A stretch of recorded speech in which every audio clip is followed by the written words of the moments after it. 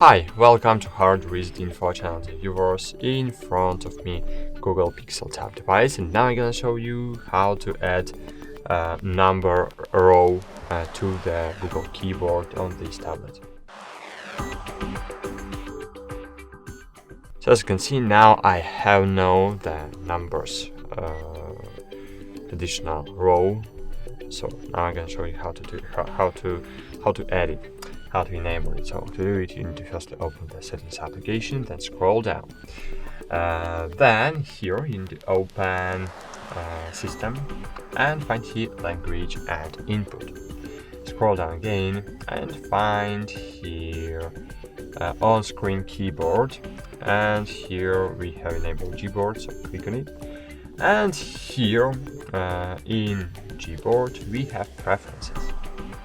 And here we have in preferences number row. As you can see, I have disabled, and to enable it, just click enable. And now I will always have the additional number row under the normal letters row. That's it. Thanks for watching. Like this video, subscribe to our channel, and bye. See you.